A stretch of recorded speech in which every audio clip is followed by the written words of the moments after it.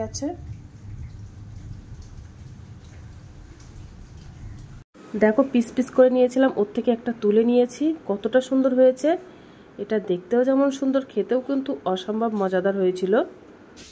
Hello বন্ধুরা, তো আমি আজকে আবার অন্যদিনের মতো নতুন একটা রেসিপি নিয়ে এসেছি। আজকে রেসিপি হচ্ছে বরিশালের বিখ্যাত তালখান্ডা। তো গ্যাস ওভেন ছাড়াই আমি আজকে এই তালখান্ডাটা বানাবো। তো চলো আমি রেসিপিটা কিভাবে বানাই তোমরা শেষ পর্যন্ত ভিডিওটা স্কিপ না করে দেখতে থাকো।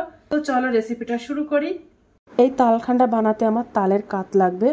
তো দেখো আমি তালের কাত নিয়ে নিয়েছি। এবার আমি বাটি মেপে নিয়ে নেব। এর থেকে প্রথমে আমি একটা গামলা বাটি নিয়ে নেব।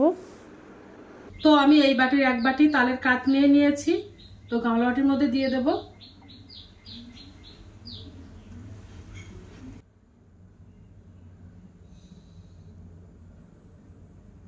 তো আমি এই বাটি মেপে 1.5 বাটি তালের কাত নিয়ে নিয়েছি।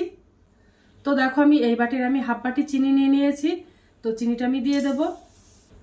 এই তালখান্ডাটা একটু মিষ্টি মিষ্টি হলে খেতে খুব ভালো লাগে, তার জন্য একটু মিষ্টি বেশি করে দিয়ে দিয়েছি। গ্যাস উনান ছাড়াই আজকে আমি তালখান্ডাটা বানাবো। আর এই তালখান্ডাটা বাংলাদেশের বরিশালের খুব জনপ্রিয় একটা খাবার। আমি ওর মধ্যে হাফ বাটি নারকেলের গুঁড়ো দিয়ে দেবো। তোমরা চাইলে ফ্রেশ নারকেল কোড়াটাও দিতে পারো। তো আমার কাছে ফ্রেশ নারকেল কোড়াটা নেই, তার জন্য দিতে পারিনি। তো ঢেলে দেব ওর মধ্যে। এই রেসিপির মেন উপকরণ হচ্ছে চুন।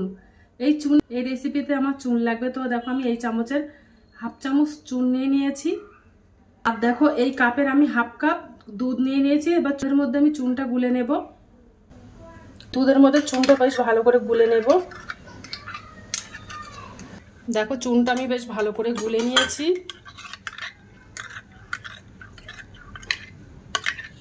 তো অনেকে ভাববে চুন খাওয়া ক্ষতিকারক। চুন খাওয়া কিন্তু কোনো ক্ষতিকারক না।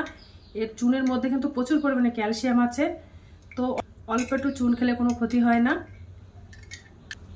এবার দেখো আমি একটা স্টিলের প্লেট নিয়ে নিয়েছি। স্টিলের প্লেটে এবার আমি একটু ঘি ব্রাশ করে নেব। আর এই ঘি ব্রাশ করলে কিন্তু এই তালখান্ডাটা খেতে অসম্ভব মজাদার হয়, একটা সুন্দর একটা গন্ধ বার হয়। এবার আমি তালটা মিশিয়ে নেব, নারকেলের গুঁড়োটা মিশিয়ে নেব ভালো করে। দুধ আর চুনটা মিশিয়ে দিয়েছিলাম, ওটা দিয়ে দেব তালের মধ্যে, দিয়ে ভালো করে এবার মিশিয়ে নেব।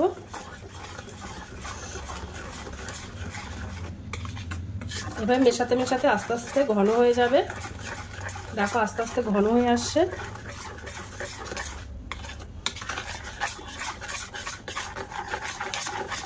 ভালো করে মিশিয়ে নেব। সামান্য একটু লবণ দিয়ে দেব। লবণটা দিলে খেতে ভালো লাগবে, তার জন্য দিয়ে দিলাম। দিয়ে ভালো করে মিশিয়ে নেব। দেখো আস্তে আস্তে ঘন হয়ে আসছে তালটা দেখো আস্তে আস্তে ঘন হয়ে আসছে, কত সুন্দর।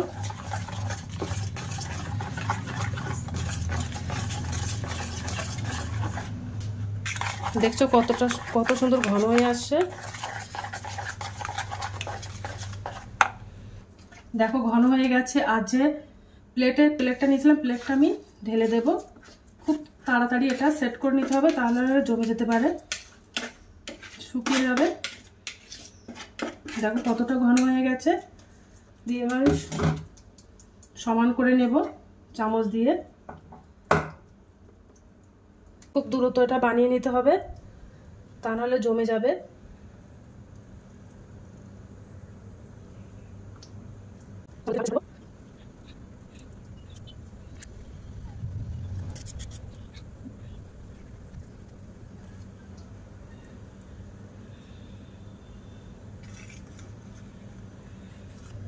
সঙ্গে সঙ্গে জমে গেছে। উপর থেকে একটু নারকেলের গুঁড়ো ছড়িয়ে দেব দেখতে ভালো লাগার জন্য। এবার আমি একটু ওর উপর থেকে একটু পেস্তা বাদাম ছড়িয়ে দেব, একটু চেরি ফল দিয়ে দেব।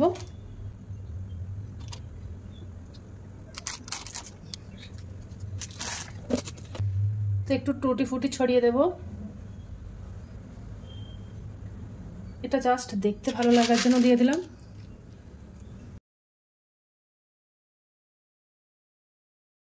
এক ঘন্টার জন্য আমি এইভাবে রেখে দেব, তারপরে তোমাদেরকে দেখাবো যে কেমন হয়েছে। 1 ঘন্টার মধ্যে দেখো কতটা শুকনো মতো হয়ে গেছে, উপরটা কোনো রসা রসা ভাব নেই।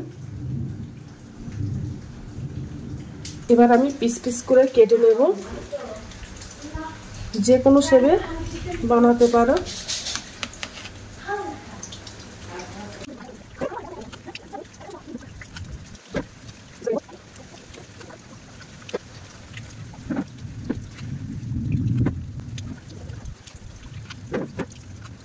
দেখো পিস পিস করে কেটে নিয়েছি।